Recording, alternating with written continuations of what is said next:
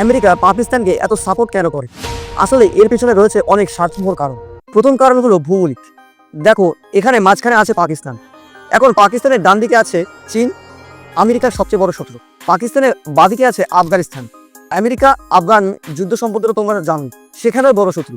তারপর বাদিকে আছে ইরান, আবারও শত্রু।